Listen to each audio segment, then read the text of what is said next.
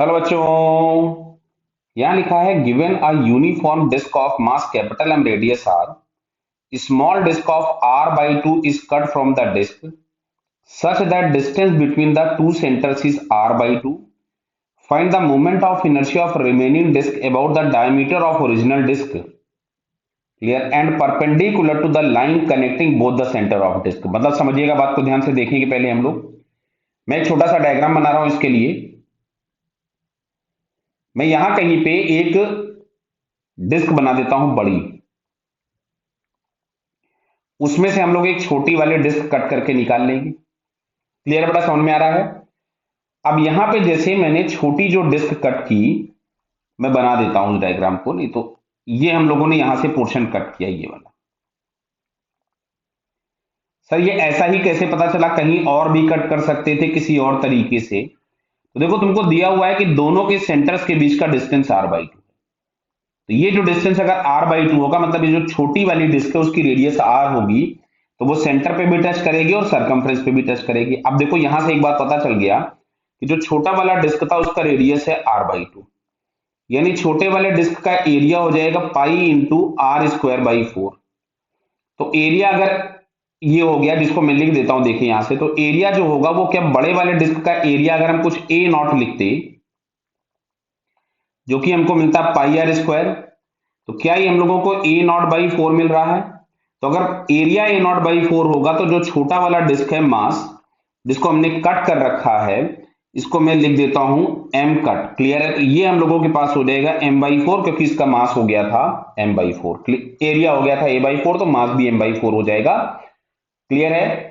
अच्छा, अब यहां पे पूछा गया है कि diameter of original disc perpendicular to the line connecting both the centre, मतलब ये है इन दोनों को कनेक्ट करने वाली लाइन। तो डायमीटर तो डिस्क में इनफाइनाइट डायमीटर्स हो सकते हैं, लेकिन हम लोगों को ये वाला डायमीटर बोला गया। क्या समझ में तुम लोगों को आया सभी को, कि दोनों के सेंटर को जो ज्वाइन करने वाली लाइन है उसके परपेंडिकुलर हम लोगों को चाहिए। क्लियर। तो सबसे पहले अगर ये पूरी डिस्क होती तो इसका मोमेंट ऑफ इनर्शिया होता, मैं जिसको आई फुल लिख देता हूं। तो this one is m by 4 into R square, क्योंकि डायमीटर एक्सिस के about moment of inertia of disc होता है m by 4 times I square. अब सुनो, जो पोर्शन हमने कट करके निकाला है ये रिक्वायर्ड एक्सिस है, इसके पैरेलल वाली एक्सिस ये होगी, तो इन दोनों के बीच में सेपरेशन है r बाई 2। तो अब अगर मैं यहां से निकालता हूं आई कट, जिसको हमने कट किया है, क्लियर है, तो यहां से हम लोगों को पास मिलेगा ICM plus M H square. ICM plus M H square क्यों लगाना पड़ा, क्योंकि जो भी हमारे पास रिक्वायर्ड एक्सिस है वो उसके सेंटर ऑफ मास से पास नहीं हो रही, इसलिए हमको पैरेलल एक्सिस थ्योरम यूज करनी पड़ेगी। आईसीएम बोले तो m बाई 4, मतलब mass m upon 4 into R square, और r इसका था r by 2, plus m into H square, जहां पे m होगा मास ऑफ दैट ऑब्जेक्ट, और h हमारे पास है r बाई 2। इसको जरा हम थोड़ा सा सिंप्लीफाई कर ले, समझ में आ रहा है ना। यहां से हो गया m अपॉन 16, और ये हो गया R square by 4, plus m by 4 into R square by 4। Clear. तो इसमें से हम लोग 64 एलसीएम ले लें। क्लियर है। चलिए मैं ले देता हूं यहां पे।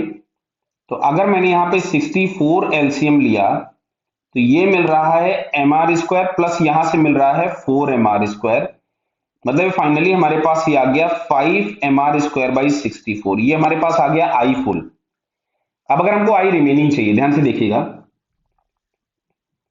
आई रिमेनिंग, तो यहां से हम लोग लिखेंगे आई फुल माइनस आई कट, जिसको हमने कट किया है। क्लियर है।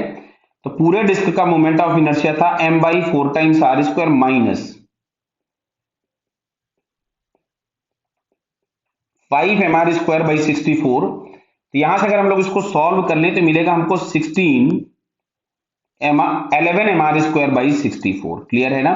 इसमें से 64 एलसीएम ले लेना, तो यहां पे आपके पास आ जाएगा 16 माइनस 5 मिलेगा 11। क्लियर। अब ये हम लोग चेक करते हैं, 11 एम आर स्क्वायर बाई 64 किस ऑप्शन में दिया है, तो बेटा ये थर्ड वाले ऑप्शन में दिया है। Clear. So third answer is correct. Clear बेटा। मेथड समझ में आया।